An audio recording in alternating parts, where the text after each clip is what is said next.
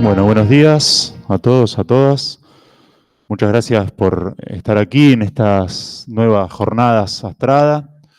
La segunda jornada Astrada, Mito, Nación y Libertad, son los ejes que propusimos como para ofrecer un marco general en el cual pudieran integrarse las investigaciones, las lecturas, las interpretaciones que vienen realizándose en todo el país, porque hay investigadores e investigadoras de Mendoza, Bahía Blanca, Mar del Plata, en fin, ya con el correr de los días, de las horas, y los días también, porque mañana seguimos, vamos a ir haciendo las presentaciones del caso, pero bueno, la verdad es que estamos muy contentos con Ezequiel Pinacchio y Martín Forciniti, que son quienes han organizado aquí en la UNIPE estas nuevas jornadas, esta segunda, no sé cómo decirlo, sesión, lanzamiento de las jornadas Astrada. Estamos esperando poder dar una periodicidad y muy contentos también de que se vuelva un espacio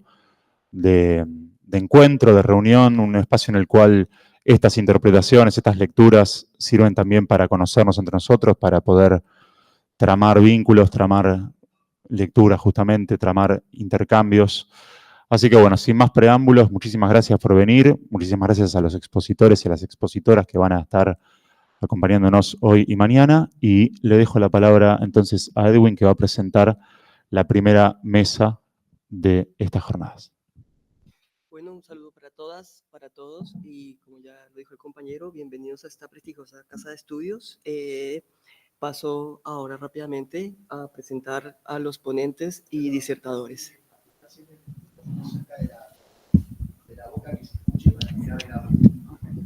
Ahora, perdón. Bueno, como ya lo dijo el compañero, bienvenidos a esta prestigiosa casa de estudios. Y paso a presentar a los ponentes y disertadores. Empiezo con Natalia Sabater. Natalia Sabater es licenciada en Filosofía por la Universidad de Buenos Aires, especializada en el área de Filosofía Moderna. Se encuentra concluyendo su doctorado en Filosofía en la Universidad de Buenos Aires, con una beca interna doctoral otorgada por el CONICET. Su investigación versa sobre la recepción de la filosofía de Baruch Spinoza en Argentina desde el siglo XVIII hasta 1950. Es docente de la materia Historia de la Filosofía Moderna en la Facultad de Filosofía y Letras de la Universidad de Buenos Aires. Se desempeña como docente de Introducción al Pensamiento Científico.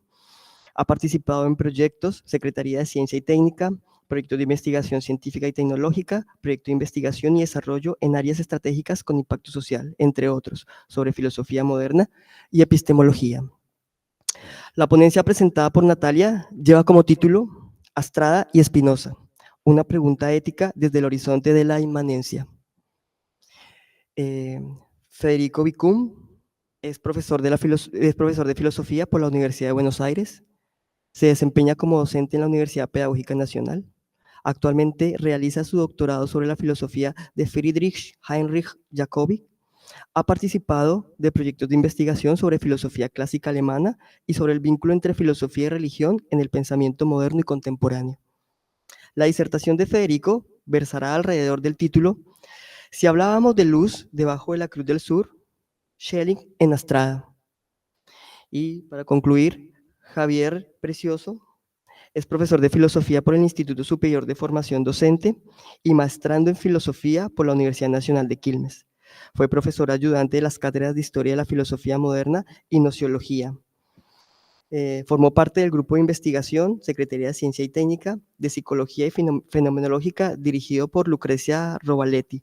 Actualmente se desempeña como profesor en el nivel secundario. El discurso de Javier para hoy alude al siguiente título: La crítica de Carlos Astrada a Martin Heidegger.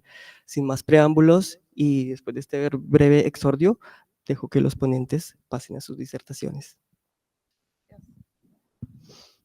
Bueno, ¿qué tal? Buen día, ¿cómo están?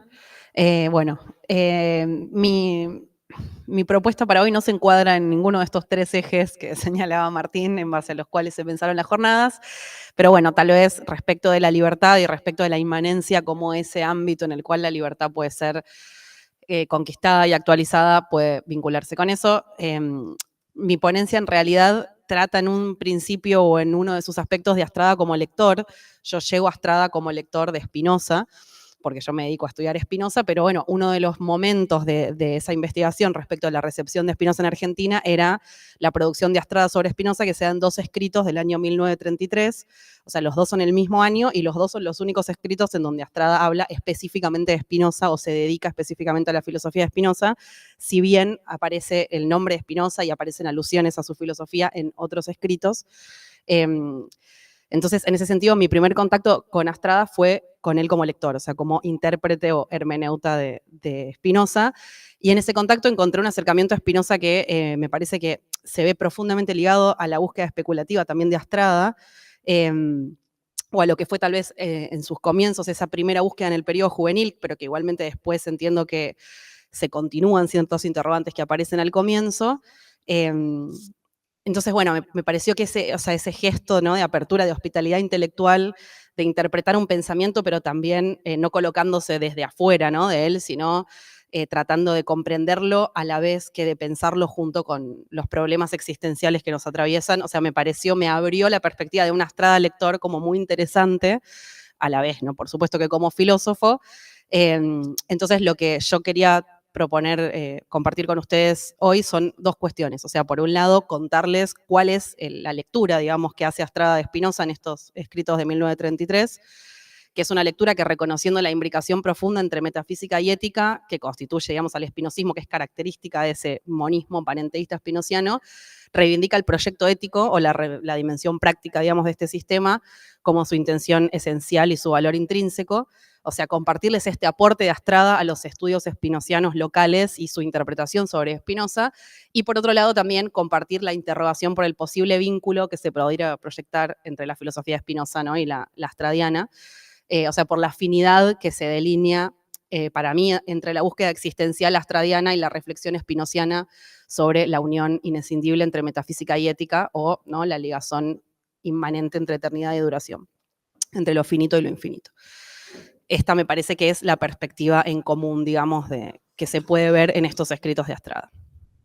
Así que bueno, voy a leer como para no ocupar más tiempo del necesario. Bueno, a comienzos de 1933, el editor Samuel Bluchberg, con quien Astrada se encontraba en contacto fluido por carta planeando la edición de sus libros, le propone publicar unos textos sobre Spinoza en la revista Libro Trapalanda, un colectivo porteño que Bluchberg editaba, digamos, de modo casi artesanal y la llevaba él adelante. Bluchberg, que fue, digamos, desde el seno de la cultura judía, uno de los impulsores de la difusión de la obra de Spinoza, junto con otros autores, editó muchas de las obras sobre Spinoza, o formó parte de editoriales judías que editaron las obras de Spinoza, tradujo textos sobre Spinoza, y él mismo, digamos, su seudónimo literario era, digamos, Enrique Spinoza. Se supone que ese Spinoza era en un sentido en alusión a Baruch Spinoza. Bueno, entonces Bluchberg a principios de 1933 le propone que Astrada escriba unos textos sobre Spinoza para esa revista. Astrada acepta la invitación y le responde en una carta del 16 de junio del 33 que la aproximación hacia Spinoza la piensa, y lo cito, por el lado del papel que juega lo absoluto en su filosofía. Respecto de ese aspecto, también lo acerca Kierkegaard, ¿no? Dice, bueno, estoy pensando en Spinoza cerca de Kierkegaard respecto de el papel que juega lo absoluto en su filosofía. Y en esa carta, retomando las palabras de Novalis, dice que estos 2 pensadores son ebrios de absoluto. Bueno, después de este intercambio con Bluchberg, del cual Astrada también dice que su escrito contiene una preocupación vinculada a, y lo cito, una dirección fundamental de la filosofía de Spinoza pasada por alto por los expositores del siglo XIX. O sea, él se propone buscar algo que entiende que otros no vieron, o que las exposiciones más tradicionales de Spinoza perdieron, que es ese valor intrínseco o ese espíritu íncito en el espinosismo. Después de estas cartas, ve la luz el número de Trapalanda dedicado a Spinoza, que contiene, entre otros textos, este ensayo de Astrada, del cual les voy a hablar, que se llama Spinoza y la metafísica, que funciona como una breve introducción a la traducción que realiza el mismo Astrada de una conferencia que Max Scheler leyera en Ámsterdam en 1927 con motivo del 250 aniversario de la muerte de Spinoza. O sea, Astrada escribe su texto y traduce el texto de Scheler, traducción que es, hasta donde he constatado, la primera o el primer texto traducido sobre Spinoza en Argentina. Es este texto de Scheler que Astrada traduce y al cual incorpora su breve ensayo Spinoza y la metafísica como una pequeña antesala o preludio. Y justamente en este texto Astrada comienza diciendo que, lo cito, la lectura de los más serios y autorizados estudios y exposiciones de la filosofía de Spinoza me han transmitido siempre un sentimiento de descontento y casi diríamos de decepción, porque por este camino no llego a encontrarme con el pensador que busco ni con el problema fundamental que singulariza su peculiar tarea especulativa. Así empieza Astrada. O sea, las exposiciones históricas sobre Spinoza no me presentan al Spinoza que creo que existe o que quisiera encontrar. Entonces hay una insuficiencia, o Astrada marca una insuficiencia en la recepción de la filosofía spinoziana, en tanto, también lo cito, la exposición histórico-filosófica, movilizada siempre por un criterio de continuidad y clasificación sistemática, permaneció ajena a la intención esencial de este pensamiento. Y dice Astrada también, se nos ocurre que el Spinoza histórico, troquelado por la historia de la filosofía, es solo una pálida imagen del auténtico Spinoza, el Spinoza absorbido por un problema primario, distinto e independiente del ropaje con que se viste. Eso ya, bueno, me pareció, o sea, un poco mi interés por Astrada surge a partir de ver cómo él lee Spinoza, ¿no? Esta búsqueda de la intención originaria de ese pensamiento. La conferencia de Scheler es bastante crítica con Spinoza, siguiendo la línea de la recepción de Spinoza del idealismo alemán, que obviamente lo ve como dogmático y como una propuesta que anula, digamos, lo finito en lo infinito. Scheler retoma bastante esa recepción y me parece que Astrada, si bien evidentemente se ve influenciado por las palabras de Scheler, se propone otra cosa, o sea, se propone encontrar este valor intrínseco de ese pensamiento sobre el que está trabajando. Y esta singularidad de la propuesta spinoziana, que quiere encontrar Astrada, él lo encuentra en la relación entre la metafísica y la ética en el spinozismo. O sea, él reconoce y valora la imbricación inmanente entre ambas dimensiones, su vinculación profunda, afirmando que entonces el problema metafísico fundamental de la filosofía de Spinoza es el problema ético. Eso es lo que Astrada reconoce como la intención esencial de ese pensamiento, la imbricación entre metafísica y ética. Este rasgo del espinozismo es reivindicado en la actualidad, o sea, por los intérpretes contemporáneos, como un elemento esencial del sistema. O sea, a partir de la segunda mitad del siglo XX, esta lectura, sobre todo a partir de 1980, de los 80, ahí es como que aparece esta idea de rescatar explícitamente la dimensión práctica del espinozismo a partir de identificar la imbricación entre metafísica y ética. Bueno, en el 33, Astrada, digamos, ya había identificado este elemento como medular en la propuesta de Spinoza. Si tiene sentido, digamos, desentrañar la estructura ontológica del universo, o sea, hacer metafísica, si es necesario el esfuerzo de pensar, de comprender aquello absoluto que es fundamento y causa, lo es porque este ejercicio implica una forma de habitar el mundo, porque entraña necesariamente un acto de libertad, ¿no? Metafísica y ética como dos aspectos de lo mismo. Por eso, para Spinoza, conocer, hacer filosofía es al mismo tiempo la virtud misma, es libertad, es una forma de existir vinculada a la acción y al aumento de la potencia, y por eso la ética no puede pensarse separada del problema metafísico o de la dimensión especulativa. Al respecto, Astrada afirma, aquí surge el problema de la metafísica en el peculiar planteamiento spinoziano. El conocimiento metafísico racional es ética porque Spinoza hace caer el peso del problema metafísico en la psicología, en los problemas de la libertad del hombre. Entonces, Astrada remarca la centralidad del proyecto ético en la filosofía de Spinoza, afirmando su carácter inescindible de la ontología, su vínculo necesariamente recíproco. En su interpretación, Astrada continúa mostrando que el conocimiento intuitivo de Dios culmina para Spinoza en el amor intellectualis Dei, expresión máxima de felicidad y también de libertad. Y dice, esto es así porque el ser humano, que es finito, limitado, determinado, que supone esencialmente negación, puede comprender y en ese mismo acto amar a lo absolutamente infinito, eterno y perfecto. Puede conocer su propia esencia como parte del ser absoluto, conociendo al mismo tiempo la esencia eterna e infinita de Dios. Astrada identifica en la intuición intelectual, que es para Spinoza, o sea, es sinónimo de libertad, de felicidad, de beatitud, de conocimiento, o sea, en la quinta parte de la ética todos estos conceptos son prácticamente sinónimos. Identifica ahí el punto máximo de imbricación entre metafísica y ética y dice que, bueno, por eso justamente la filosofía de Spinoza es una meditación sobre la vida y no sobre la muerte. Entonces, comprender la estructura esencial de la realidad, la esencia de lo absoluto mismo, que es lo que para Spinoza entraña la intuición intelectual, es felicidad y libertad. Y Astrada dice al final de su ensayo, Spinoza pulió, lo cito, en el conato de su propia vida, el cristal de la sabiduría para captar en sus límpidas y simétricas facetas, ante todo y por sobre todo, el reflejo de la sustancia eterna e infinita, e hizo de este reflejo, luz de la esencia ontológica, la virtud misma, que es alegría cierta del corazón y reposo místico de la mente. Fin de la cita. Entonces, el texto se llama La metafísica, Spinoza y la metafísica, o sea, la intención del texto es destacar a la metafísica como dimensión fundamental de la filosofía spinociana, y en el despliegue de ese objetivo, Astrada enfatiza la ligación medular con el proyecto ético de Spinoza, con la ética como dimensión inescindible de la especulación filosófica. Que bueno, obviamente, no lo dije antes, pero también es sorprendente que Astrada no estudiaba a Spinoza, prácticamente no lo conocía. O sea, viene un colega y le dice, por favor, ¿podés escribirme unas líneas para esta revista que estoy sacando? Y le dice, sí, esperá que me pongo a ver. Y digamos, en ese me pongo a ver, hace una interpretación del espinosismo que, digamos, es en un sentido de las más profundas de Spinoza hasta 1950. Porque, digamos, Korn se dedica mucho también a estudiar Spinoza y lo identifica explícitamente como una influencia de su filosofía y del concepto de libertad creadora, y lo cita numerosas veces como la referencia a partir de la cual se elabora ese concepto de libertad. Duhovne escribe una obra monumental sobre Spinoza, editada por la UBA, del 41 al 45, pero en esas lecturas de, digamos, en el caso de Duhovne, especialista sobre Spinoza, pero en el caso de Korn, de un conocedor y lector profundo de Spinoza, quizás no está este componente filosófico y esta distinción tan esencial del espinosismo que aparece en Astrada, que escribe un ensayo medio a las apuradas a pedido, digamos, de un amigo. Y bueno, me parece que además esto que Astrada está reconociendo implica también una consideración de la filosofía, ¿no? Como actividad, o sea, nos permite pensarla como una forma de vida, como un ejercicio de libertad.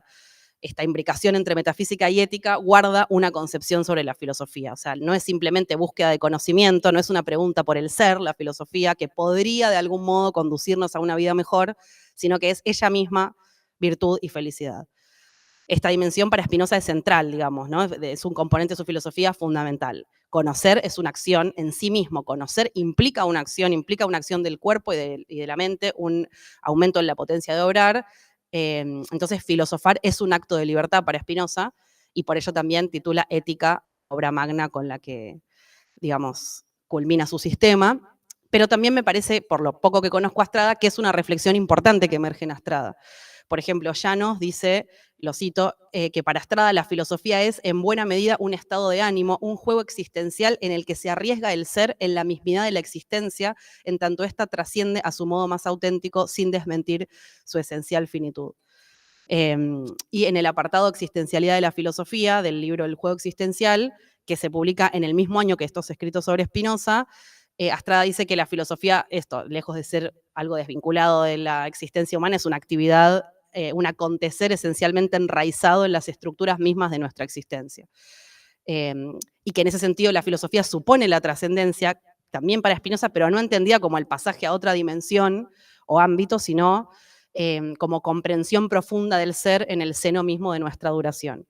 Y ahí desde esa perspectiva de ese trascender que implica un afirmarse, que implica una apertura hacia, digamos, el ansia metafísica absoluta, de lo absoluto, me parece que en los dos esa especie de trascendencia se da desde la inmanencia, ¿no? O sea, se da desde este plano, desde la duración.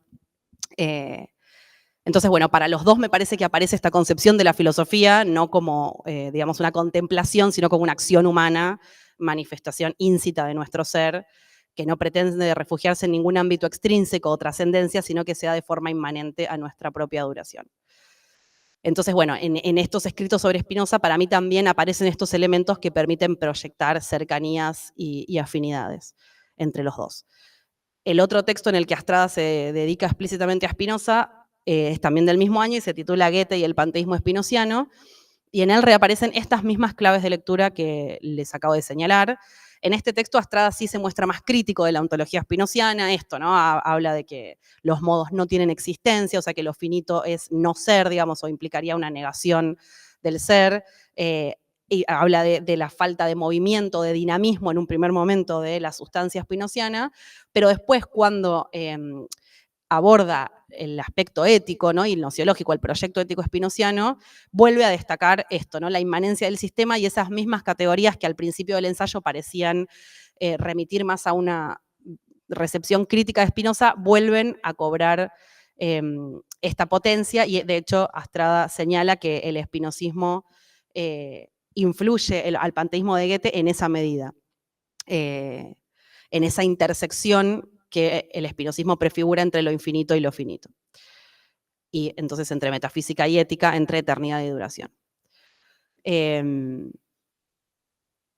Entonces, a mí me parece que esta interpretación de Astrada, además de encontrar un elemento sustancial del espinosismo y de constituirse entonces en su época, si bien desconocida, porque se pasó por alto, digamos, en los estudios espinocianos esta interpretación y queda en un ensayo y queda en un libro muy breve y queda como olvidada, además de encontrar este espíritu profundo del espinosismo, cuya clave de lectura se convierte después en un hito fundamental de la recepción de Spinoza, sobre todo en Latinoamérica, a partir de la década del 80, además, yo creo que están resonando en esta interpretación elementos de su propia búsqueda filosófica, ¿no? Es una pregunta singular de Astrada que está en diálogo con la de Spinoza, que para mí es esta preocupación existencial, ¿no? La reflexión sobre la tensión entre el deseo de eternidad y la situación humana de encontrarse, ¿no?, arrojados al devenir. Me parece que eso está en Astrada. De hecho, bueno, había un trabajo de Marcelo Velarde que señalaba eso, esta tensión que aparece en Astrada, sobre todo en el periodo, entiendo, juvenil, pero que después también sigue reverberando. Y entonces, bueno, busqué algunos, o sea, ya más interesada en Astrada, ¿no? Ya como, bueno, habiendo visto su interpretación sobre Spinoza, me interesó buscar un poco más y encontré en algunos textos esta exploración que es para mí afín a la de Spinoza. Esta exploración entre el ansia de eternidad y plenitud y la experiencia y la conciencia, ¿no?, de la finitud, de la contingencia y la fugacidad. En el ensayo sobre Obermann, por ejemplo, aparece esta interpretación de Obermann como atravesando trágicamente la existencia, en tanto padece el extrañamiento angustiado que resulta de percibir la existencia, ¿no?, como ese hiato entre la finitud y lo perenne. Y dice, cito ese pasaje, dice respecto de Obermann: su espíritu, descubriendo en todas partes el misterio de la vida y palpando la fugacidad de las cosas, se inclinó ávido sobre el abismo de la nada, mas no salió ileso. Desde ese entonces fue su existencia un vértigo entre el ansia de permanencia y el sentimiento de su mortalidad. Entonces, creo que esto que emerge en torno a Obermann, ¿no?, esta idea de este ser humano que en esa constatación del hiato entre lo eterno y lo durable anula su voluntad, está esta preocupación, ¿no? La pregunta existencial que se hace Astrada en estos textos, que aparece también en la filosofía de Spinoza, que es un intento en un sentido de pensar nuestro vínculo con lo absoluto. O sea, en Spinoza esa pregunta de la humanidad como arrojada a la duración, a la imaginación, al devenir, y por otro lado la necesidad de pensar un vínculo con algo eterno, un vínculo con el fundamento. Y dice Astrada también en este texto que esta búsqueda de la eternidad, ¿no?, que en la que está Obermann, este intento de prolongar lo efímero, fijar lo cambiante, inmovilizar lo fugitivo, es caracterizada como una pesadilla de la cual está hecha la trama de esas almas trágicas que vivieran encendidas de sed de infinito, dice Astrada. Pascal, Spinoza, Beethoven, Kierkegaard. O sea, Astrada en este texto ubica al filósofo holandés, o sea, en 1918 ya un poco algo había leído, obviamente, lo conocía, y lo vuelve a colocar acá en esta reflexión sobre esto, ¿no?, sobre el vínculo entre eternidad y duración. O sea, lo ubica como un interlocutor explícito de esta pesquisa, o sea, de esta pregunta existencial filosófica que se propone pensar Astrada, y vuelve a aparecer Kierkegaard también, como en la carta que le mandara luego en 1933 a Glusberg, vinculado también con Spinoza, ¿no? O sea que también Spinoza tendría una resonancia en este precursor de la filosofía existencial que sería Kierkegaard, que, digamos, esto, ¿no? Avisoró, dice Astrada, en el individuo que vive en la temporalidad hay una disposición para lo eterno, o sea que desde lo profundo de su ser se relaciona con lo eterno y lo divino. Entonces me parece que incluso esta afinidad que ve Astrada entre Spinoza y Kierkegaard es también lo que reconocen ellos como legado a ser pensado, digamos, como una preocupación que dialoga con su propia pesquisa filosófica y que además alumbra o ilumina su propia interpretación sobre el espinosismo. Y esto vuelve a aparecer en escritos posteriores de Astrada, por ejemplo, en el texto La aventura finita, dice Astrada: nada soy en este momento en que, identificado con lo raudo y pasajero, me siento brizna en el viento del azar. En ese texto, el deseo de eternidad como que subyace inevitable, o sea, que es algo que el ser humano necesariamente experimenta, se postula como ilusorio, o sea, como un anhelo. Y el instante, en su transitoria modularidad, se convierte justamente en el lugar a habitar. Dice Astrada: sé, en contra de lo que afirman los mercaderes de ultramundo, que la eternidad es solo la sustancia del momento fugaz, y la busco en el curso del tiempo. Por eso me he embarcado definitivamente en el eterno presente.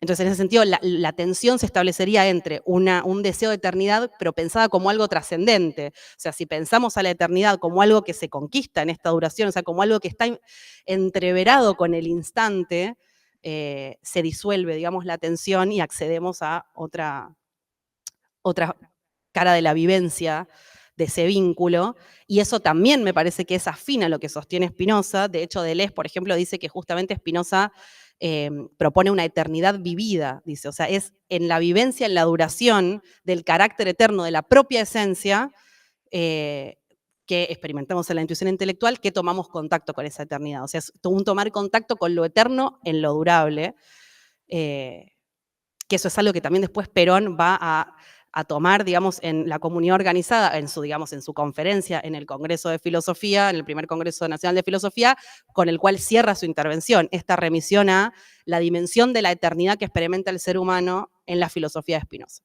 que ya acá nuevamente está identificada en Astrada, y él mismo, digamos, en esta obra, en La aventura finita, siento que la toma o que aparece este concepto. Y bueno, también hay pasajes de La cadena del retorno, en el libro El juego existencial. O sea, esta pregunta bueno, ustedes lo sabrán más que yo, entiendo que esta pregunta por el vínculo entre eternidad y duración, por la experiencia de lo efímero y al mismo tiempo el palpitar de lo eterno, está en Astrada, y me parece que ahí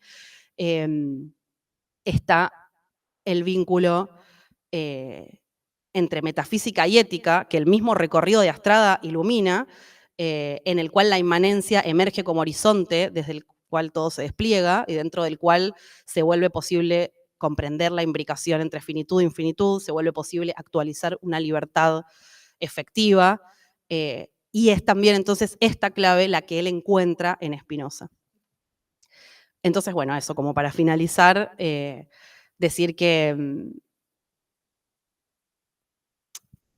creo que la interpretación de Astrada, que se concibe al calor de sus propios interrogantes filosóficos, la interpretación sobre Spinoza, representa, por un lado, un aporte a los estudios spinozianos, digamos, nos acerca a una forma peculiar de entenderlo desde un prisma existencialista, y al mismo tiempo nos habla de un filósofo que en su lectura de otros, o sea, un filósofo que como lector ofrece su propia búsqueda y pone a dialogar a ese filósofo que está leyendo con su propia búsqueda.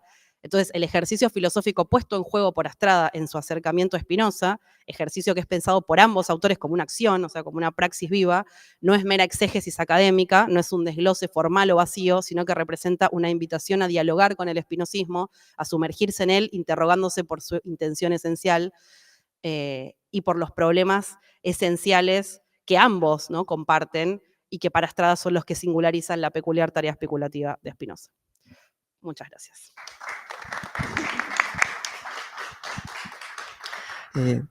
Muy bien. Pasamos ahora con la exposición de Federico Vicum y luego con la exposición de Javier Precioso, y luego abrimos la ronda de debate o de preguntas o de conversación. Ahí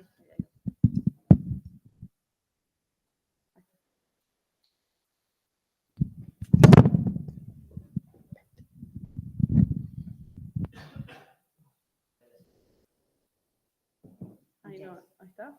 Está medio... Hola. Ahí está. Bueno, muchas gracias por las jornadas, gracias por estar presentes. Toma, agarra este. Bueno, ¿Qué es mejor? Sí, se ¿Es escucha mejor? más, se va a escuchar mejor seguramente. Sí. se ganó su lugar. Bueno, muchas gracias por estar presentes. Gracias por las jornadas. Mi ponencia es sobre Schelling en Astrada. No pretendo ser exhaustivo, no pretendo haber agotado todos los lugares de las obras de Astrada en los que pueda aparecer Schelling, pero así todo espero poder decir algo de interés. Voy a compartirles 2 archivos que pueden servir de ayuda en algún momento de la exposición.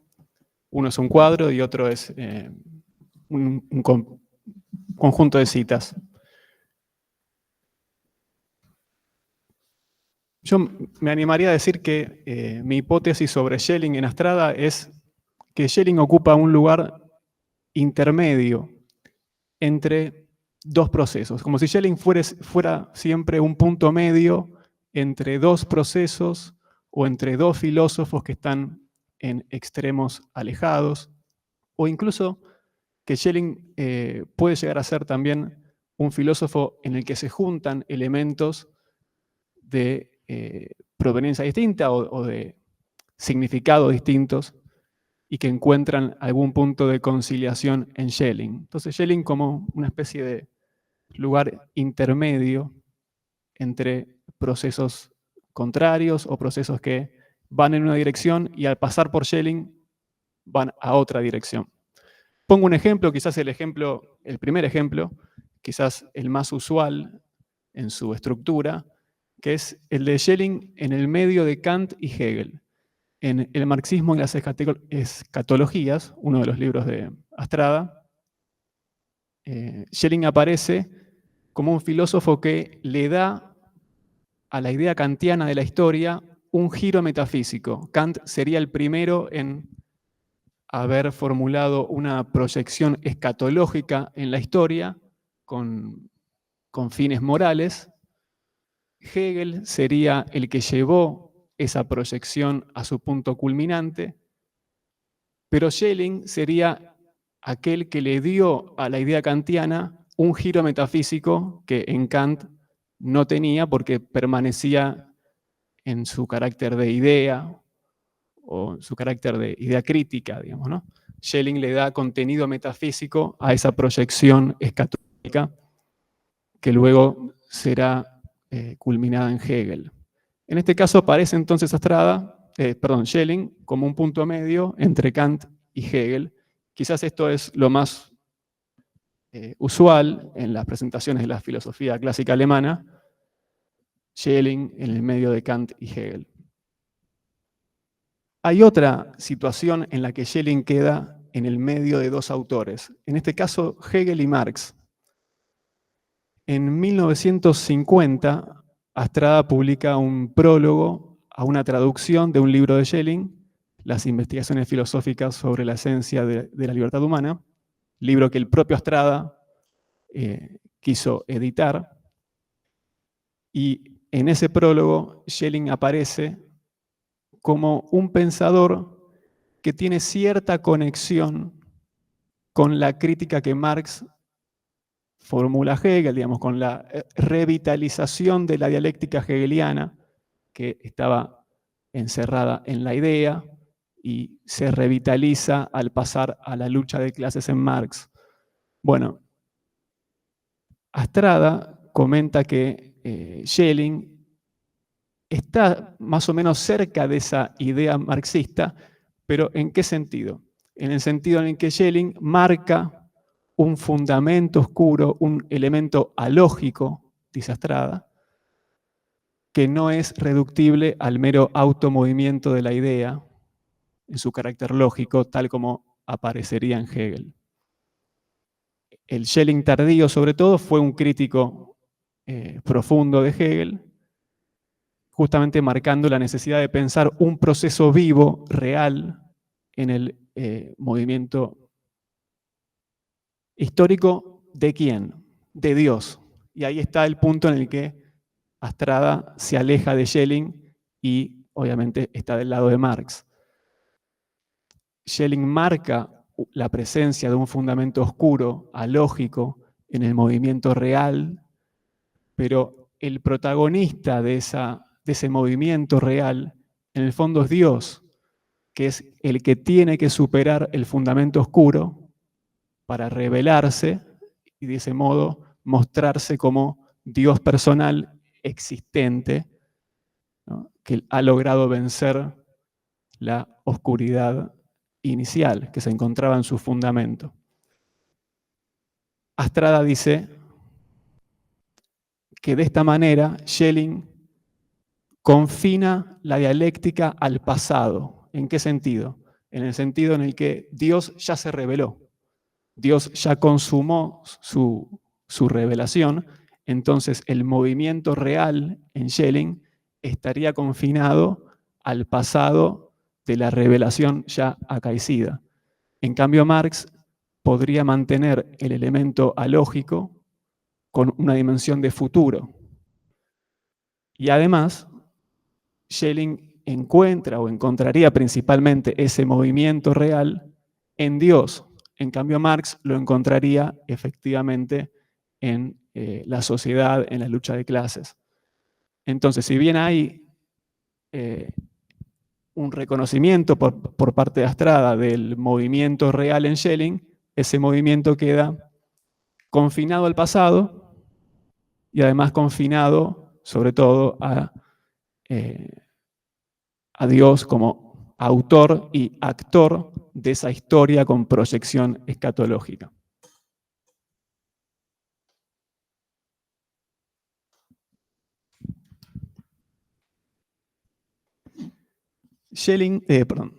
Astrada señala que Schelling hace culminar el movimiento de revelación de Dios en el cristianismo. Ese movimiento de revelación abarca también a la mitología. La mitología y la revelación son momentos de la historia divina, por decirlo así. Astrada señala esta culminación de la vida de Dios, la vida real de Dios, en el cristianismo en Schelling. Y de algún modo plantea posiblemente esté en contra de esta culminación de la mitología en la revelación porque cierra la mitología, no permite que el mito siga siendo la forma verdadera de expresión de lo divino. Se ha culminado en la revelación. Pero sobre este punto hay un detalle quizás más interesante, que es el siguiente, está en el cuadrito de los tiempos históricos que marca Schelling en su introducción histórico-crítica a la filosofía de la mitología, que es el siguiente.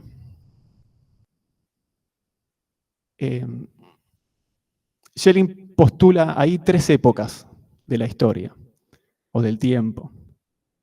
Un tiempo absolutamente antehistórico, un tiempo relativamente prehistórico y un tiempo histórico. El tiempo absolutamente antehistórico es el tiempo de un monoteísmo original o originario, propio de una humanidad todavía no dividida en pueblos, en el que ese Dios del monoteísmo original no era conocido como tal, todavía no era conocido verdaderamente como tal. El tiempo relativamente prehistórico es el tiempo en el que la humanidad indivisa entra en crisis y empieza a separarse. Esa separación significa el surgimiento del politeísmo y el surgimiento de los pueblos, porque para Schelling no hay mito sin pueblo y no hay pueblo sin mito. Y el tiempo histórico es el tiempo de la separación efectiva de los pueblos y de la entrada sucesiva de los pueblos a la historia. Esos son los 3 tiempos que aparecen en Schelling para explicar la mitología.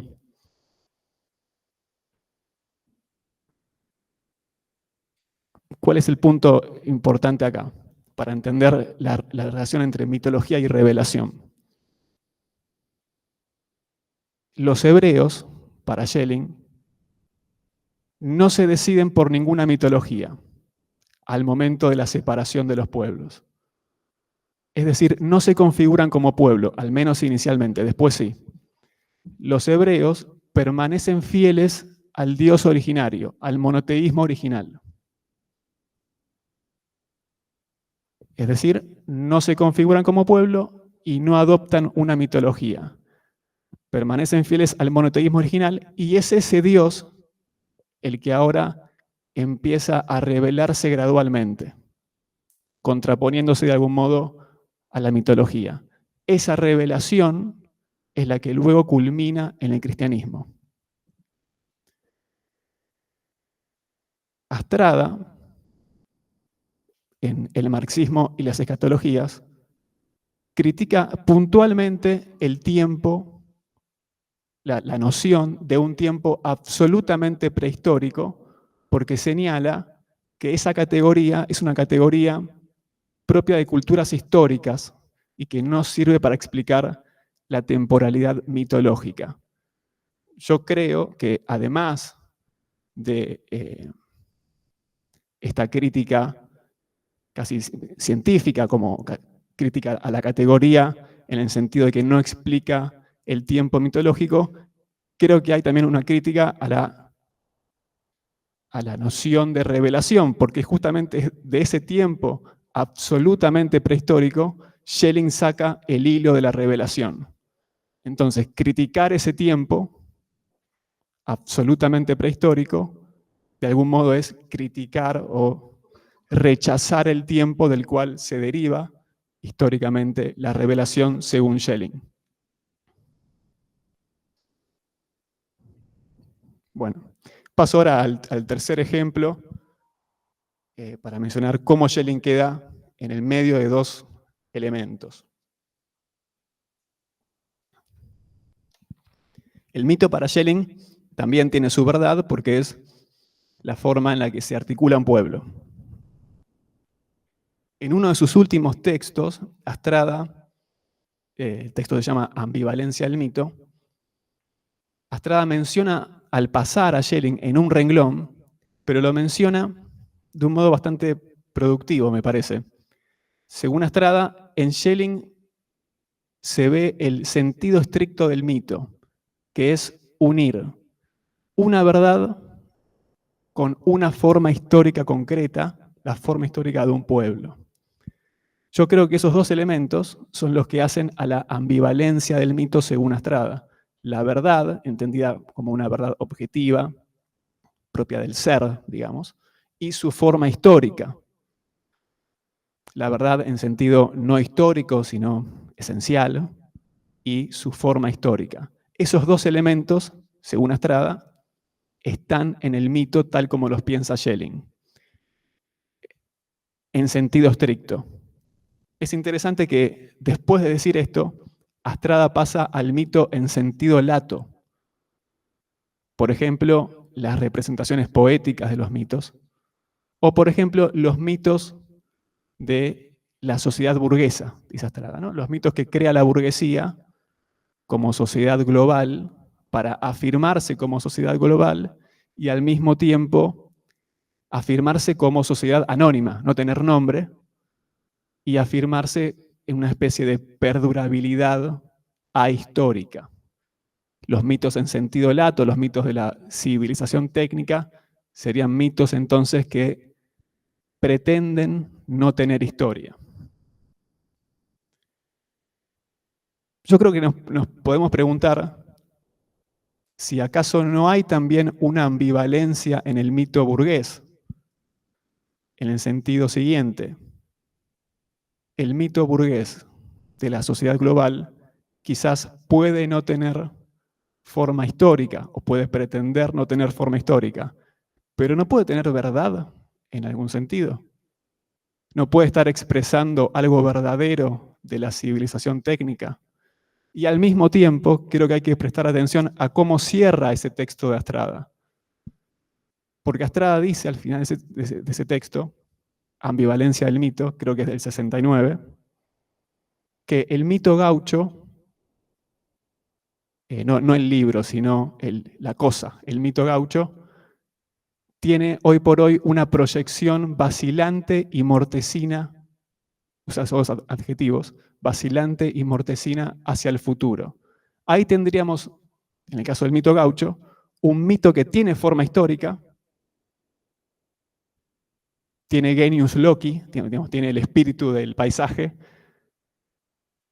pero quizás no tenga ya más verdad si es que tiene una proyección mortecina hacia el futuro.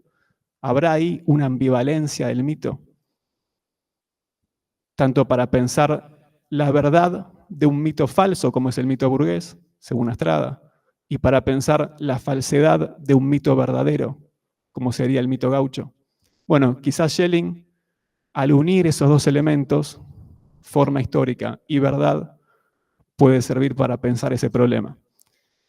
Y quisiera cerrar con una mención al libro El mito gaucho, en el cual no aparece mencionado Schelling, pero creo que hay elementos que se pueden conectar con el pensamiento de Schelling. El mito gaucho es de 1948, el estudio preliminar que Astrada escribe para las investigaciones filosóficas de Schelling es de 1950, estamos en la misma época. En ese libro de Schelling, las investigaciones filosóficas sobre la esencia de la libertad humana, aparece la noción de fundamento oscuro en Dios, que es el fundamento que tiene que ser vencido por la revelación de Dios, tiene que ser vencido para que haya proceso real de lucha, porque Dios es un ser real y sin lucha no hay persona. Dios, al luchar y sufrir frente a ese fundamento, se manifiesta como persona. En ese libro entonces aparece este proceso de revelación en Dios, de superación del fundamento oscuro, y aparece la idea del mal. ¿Qué es el mal? El mal no es algo real, positivo en sí mismo. El mal es la inversión de la relación entre el fundamento y el bien, digámoslo, o el fundamento y lo luminoso, por decirlo de otra manera, quizás menos taxativa. El mal es una decisión nuestra, es una cosa propia de las criaturas, que invertimos la relación entre el fundamento oscuro y la luz y queremos volver al fundamento oscuro una vez que ya hemos conocido la revelación de Dios. Entonces el mal no es algo positivo, sino que es una decisión de criaturas finitas que quieren regresar a la oscuridad del fundamento, quieren poner en el centro lo que está en la periferia, quieren poner el desorden una vez que ya se ha revelado el orden. Lo interesante es que en el mito gaucho, lo interesante digo para Astrada, es que en el mito gaucho, Astrada señala que Sarmiento, por poner un nombre, pero me parece que puede ser representativo de una cierta posición sobre la Argentina, Sarmiento quiere eliminar el mal del desierto o de la campaña argentina, como si el mal fuera algo positivo que se puede sacar de un lugar. Sarmiento, en este sentido, se negaría a ver el elemento real, el fundamento oscuro que hace a el pueblo argentino. Quisiera eliminarlo. De este modo, en palabras de Schelling, diríamos que Sarmiento siente aversión hacia lo real y no quiere entrar en el proceso de superación de ese elemento oscuro. La posición de Astrada creo que está en muchos pasajes de la obra, pero en un pasaje puntual, se ve la idea de que el Estado argentino, para ser un verdadero Estado, tiene que incorporar a su forma al pueblo como natura naturans, un término lo usa Astrada, un término espinosista, obviamente, pero que aparece en Schelling. Schelling lo usa, además Schelling obviamente estuvo influido por la obra de Spinoza. Entonces, el Estado argentino, para Estrada, tiene que incorporar al pueblo como natura naturans y de ese modo transformarse en un Estado verdadero. En términos schellingianos, ¿cómo se diría esto? Se diría así: el fundamento oscuro tiene que entrar en un proceso, o tiene que ser superado en un proceso, por el cual se llega finalmente a una persona. En este caso sería el Estado.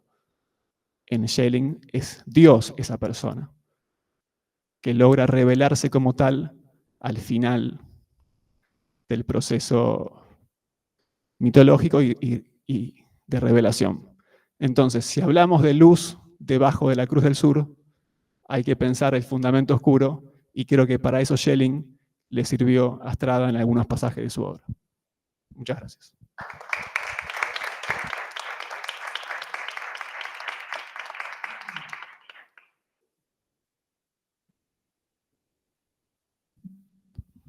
Bien, le damos paso al último expositor de esta primera mesa, Javier.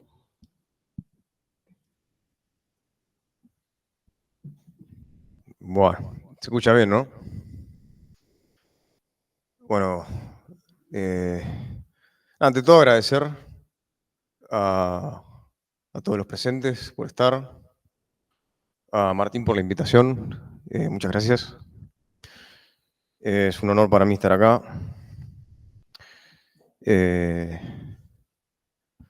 Nada, pequeña cuestión personal.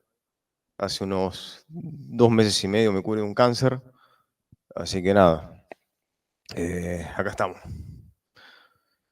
Vivos para dar testimonio del pensar. En lo que preparé es básicamente el escrito que realicé es muy condensado, muy apretado. Pero bueno, es un análisis de la crítica que hace Estrada a Heidegger. Como muchos de ustedes ya sabrán, Estrada llegó a ser amigo personal de Heidegger, o sea que dialogó con él, pensó con él. Podría decirse que fue uno de sus grandes maestros, sin dudas, desde su estadía en Alemania en 1927, que es ahí donde lo conoce, toma sus cursos y demás. Es un pensador que nunca se ha alejado de él. Siempre está por ahí, ¿no? En sus meditaciones. En el caso de esta obra de 1957, que es el marxismo y las escatologías, Estrada va a hacer una crítica bastante dura a la concepción del último Heidegger, concepción que era poco conocida en aquel entonces. Por pedido expreso del propio Heidegger, los tomos de la Gesamtausgabe, la edición de obras completas de las obras de Heidegger, que giran en torno a la cuestión de la Kehre o el viraje o el giro, depende de la traducción. Esas obras, que son los aportes a la filosofía, meditación, la historia del ser, etcétera, etcétera, quedaron impublicadas por pedido expreso de Heidegger. Lo que hizo Heidegger para dar de alguna manera cierta noticia de su último pensamiento fue insinuarlo de algún modo o anticiparlo en, por ejemplo, la Carta sobre el Humanismo, en cartas y conferencias, en diversos cursos. A mí me llamó poderosamente la atención porque Estrada hace una crítica a algo de lo que se sabía poco en aquel entonces.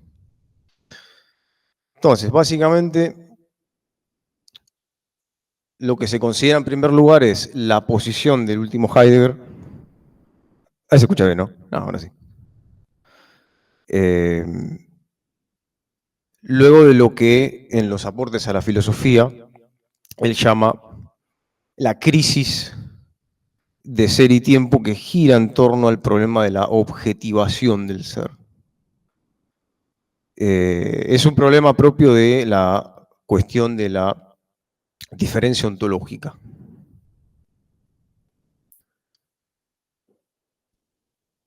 ¿Cómo es que se objetiva el ser pensado desde una óptica no metafísica? Es decir, que Heidegger tiene que esquivar la tentación de caer en una especie de teoría causal, por ejemplo, y tiene que evitar caer en el planteo trascendental, o sea, lo que hace es un abandono de la perspectiva trascendental, que de alguna manera es una especie de lastre que él tiene de herencia fenomenológica, de la fenomenología husserliana, y abraza la perspectiva de la Geschichte des Seins, ¿no? la historia, el pensar según la historia del ser, y hay un pasaje, justamente un viraje, de la pregunta por el sentido del ser, con la que se abre Sein und Zeit, ser y tiempo, a la pregunta por la verdad del ser. En este sentido, el viraje constituye un abandono de la metafísica, él lo dice en un texto titulado Zur Sache des Denkens, o sea, sobre el asunto del pensar, o sea, la traducción de la palabra alemana Sache, el asunto propio del pensar, en Heidegger al menos, es aquello no pensado por la historia de la metafísica, que Heidegger la interpreta como la historia del pensar de la entidad del ente. Entonces, es desde esta perspectiva, y de algún modo es notoria, mientras exponía el compañero, pensaba en la influencia velada del pensamiento de Schelling y también de la mística alemana, de von Baader, de Böhme. Pensaba en Signatura Rerum, este texto de Böhme. El influjo de esta mística y de Schelling fundamentalmente en el planteamiento heideggeriano de cómo se da la esenciación del ser. En los tomos 71 aproximadamente de la Gesamtausgabe, Heidegger ya pensando el ser, ya no como fundamento del ente, acá está el viraje, sino como él lo dice, el Abgrund, el abismo. Acá hay una resonancia, una reminiscencia también de Nietzsche. Actúa como una especie de protofundamento, por así decirlo, o fundamento que de alguna manera en sí mismo es infundado. Es una especie de sin fondo. Bueno, Abgrund en alemán es una traducción del griego avisos, ¿no? Entonces, el planteamiento de la historia del ser se centra en el acontecer del ser que funda a través del claro patentizador, pero ¿qué sucede? Heidegger dice el ser no es, sino que es gibt sein, dice. Se da. ¿Por qué hace este giro? Esto en la conferencia estaba mencionada, ¿no? Zeit und Sein. ¿A qué se debe este giro? A que justamente si él dice que el ser es, ahí recae en el denunciado, en Ser y Tiempo, olvido del ser. El famoso Seinsvergessenheit. Entonces, hace una reinterpretación, y Astrada lo comenta en el marxismo de las escatologías, de la famosa frase de Parménides, ¿no? Estigareinai,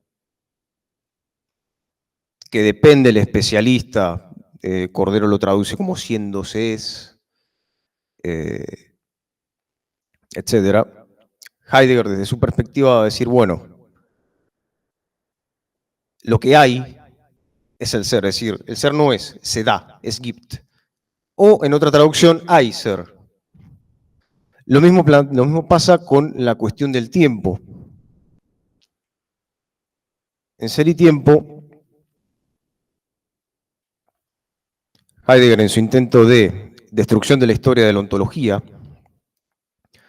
trata de acceder a un concepto, entre comillas, concepto, porque ni siquiera sería eso,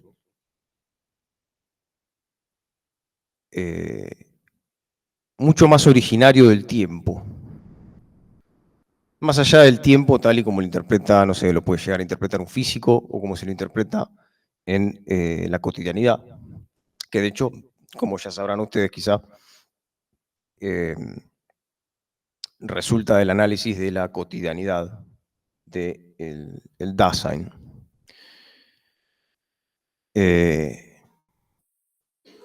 Es en Ser y Tiempo donde se revela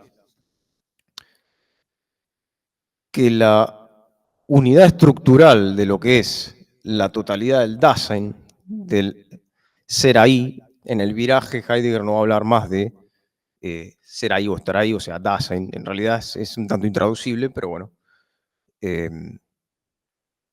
sino que habla del ahí del ser,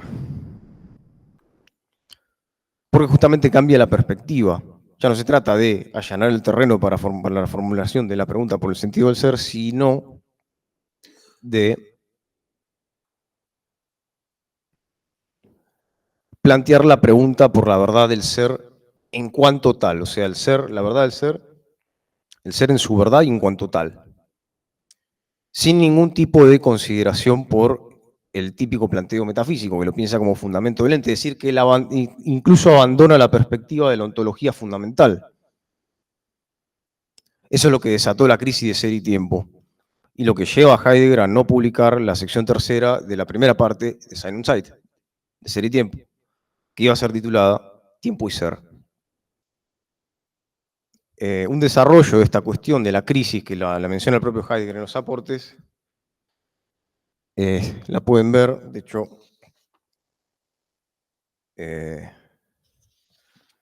la cito en el texto, en el curso de 1927 titulado Los problemas fundamentales de la fenomenología, donde está lo que iba a formar parte de la tercera sección de Ser y Tiempo, es decir, está desarrollada la parte de justamente el problema de la objetivación del ser. Entonces, para no hacerla más larga, en la nueva perspectiva, Heidegger piensa el ser como el abismo, como el fundamento oculto que se da, en dar en el sentido de la donación, y al mismo tiempo, en ese darse se retiene a sí mismo el ser.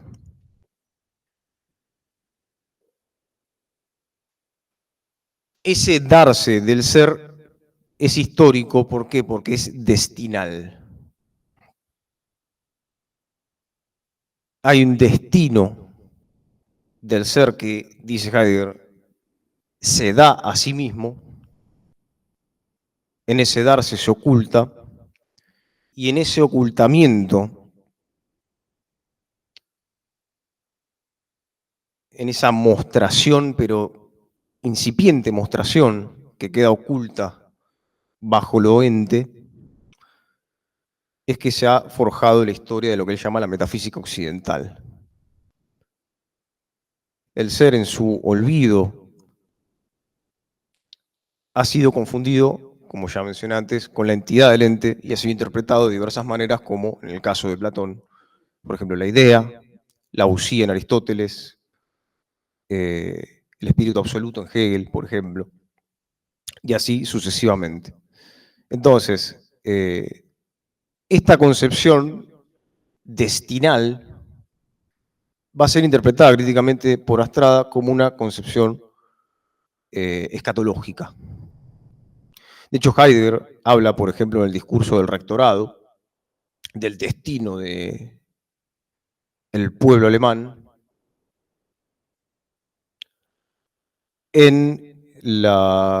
bueno, obviamente esto lo analiza Astrada, también en el marxismo de las escatologías, en lo que es la Einführung in die Metaphysik, la introducción a la metafísica,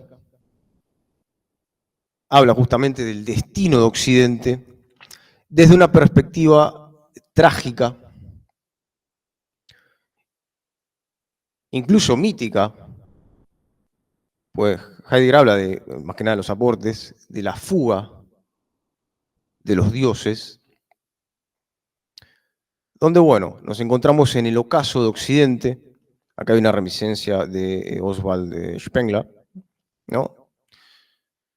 De cierto pesimismo cultural del que, bueno, el propio Heidegger en este curso se anticipa, y Astrada lo nota.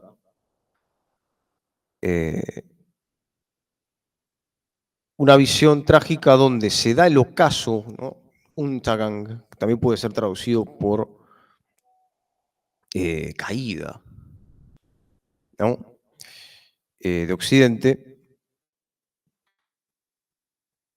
pero como resultado del declive del pensar metafísico que ha derivado en la perspectiva de Heidegger. ¿No? Si recordamos la famosa Die Frage nach der Technik, ¿no? la pregunta por la técnica, ha derivado en el frenesí desconsolador de lo que él llama la Machenschaft,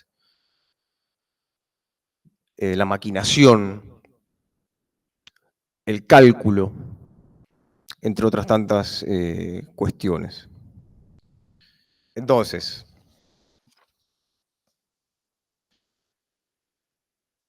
en el caso de la crítica de Astrada, esta visión de Heidegger,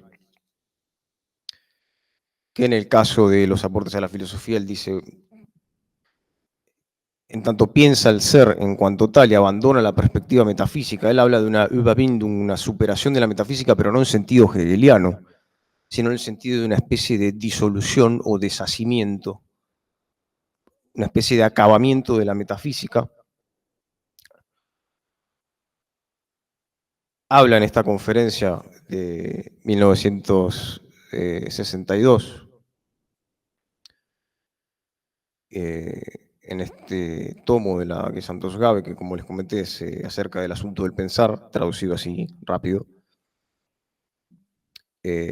habla del final de la filosofía, identificando la filosofía obviamente con el pensar del ente. Y las tareas del pensar, o sea, el pensar venidero.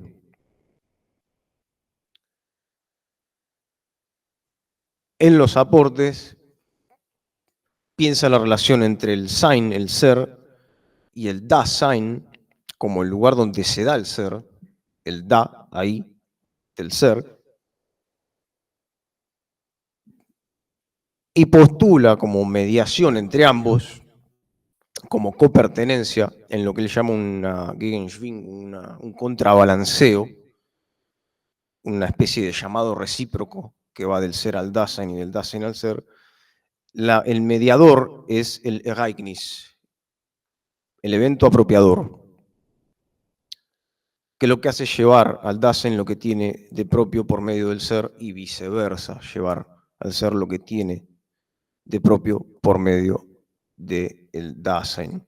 Y acá aparece la cuestión de la fundación del ser, y Heidegger dice el ser no es sino que se esencia, habla de la esenciación o Wesung del ser como si fuese una especie de hendidura, Zerklüftung.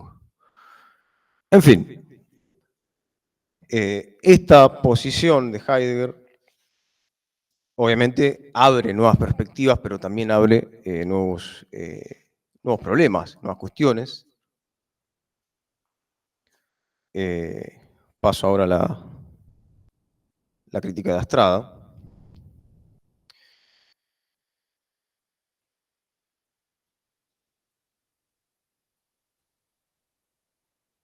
con respecto a esta cuestión del ser, que se da a sí mismo, pero permanece oculto,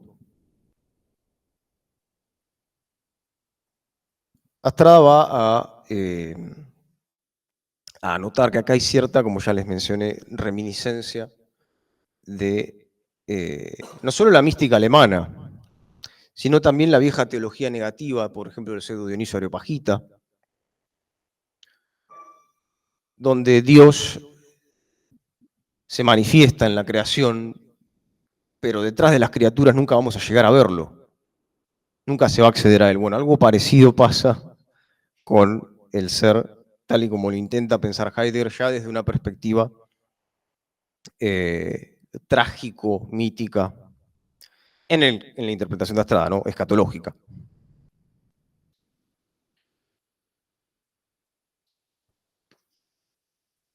Dice Astrada, la escatología de Heidegger tiene sus secretos políticos, en referencia, por ejemplo, a esta afirmación de la introducción a la metafísica, donde Heidegger dice que Europa está en la tenaza entre Rusia, o sea, la Unión Soviética, en aquel entonces, no estamos en el contexto de la Guerra Fría, y lo que Heidegger llama América, o sea, Estados Unidos, The American Way of Life.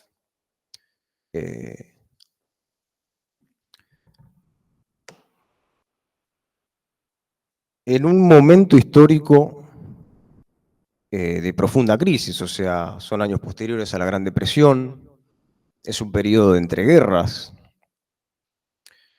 Heidegger afirma que lo que representa la Unión Soviética, o sea, Rusia, y Estados Unidos, o América, son metafísicamente hablando lo mismo. Es decir, que representarían ambos el frenesí descontrolado de la técnica. De alguna manera es una visión, desde el punto de vista de la historia del ser, un tanto escatológica de lo que sería, por ejemplo, la carrera armamentística. Los fenómenos históricos serían reducidos de este modo a una especie de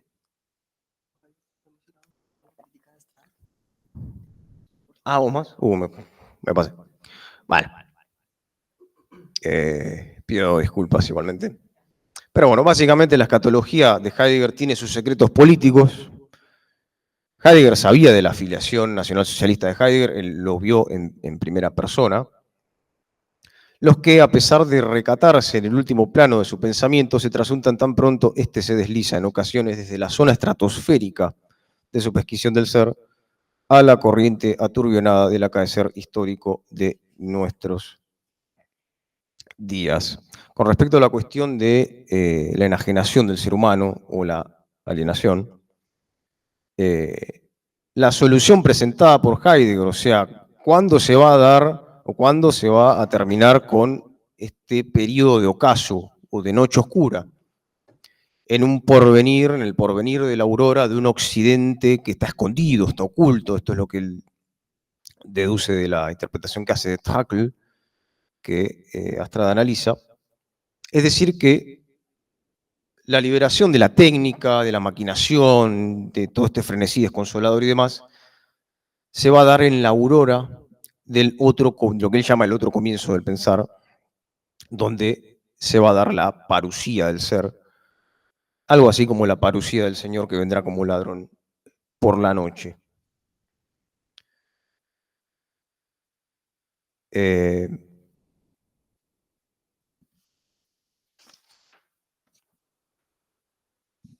Entonces, ¿qué dice Astrada, por ejemplo, de esta cuestión de Occidente?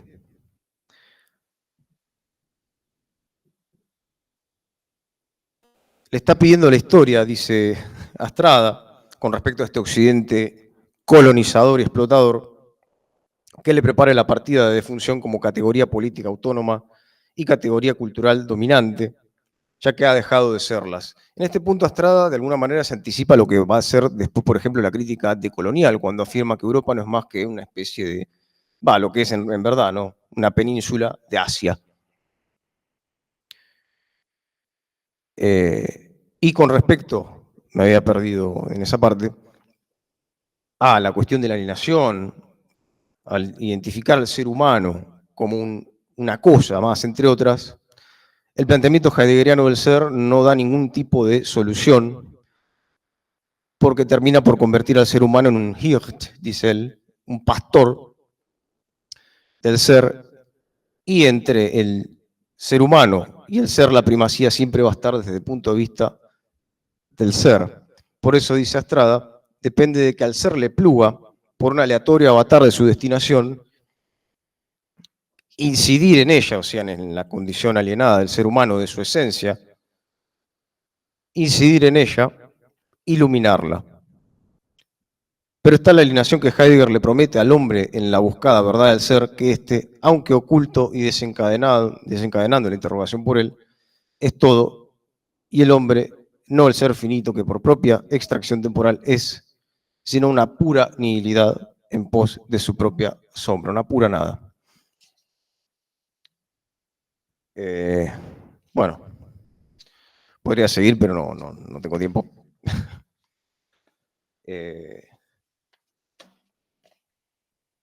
Nada, a modo de consideración final, escribí un par de líneas al final del texto.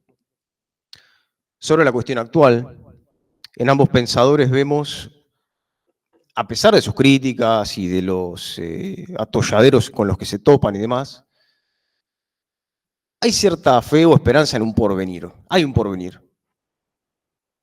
Por más que ese porvenir sea, no sé, después de una noche trágica, en el caso de Heidegger, o en el caso de Astrada, específicamente en este texto, donde él ya es un comunista convencido, bueno, la planetarización de la revolución y demás, ¿no?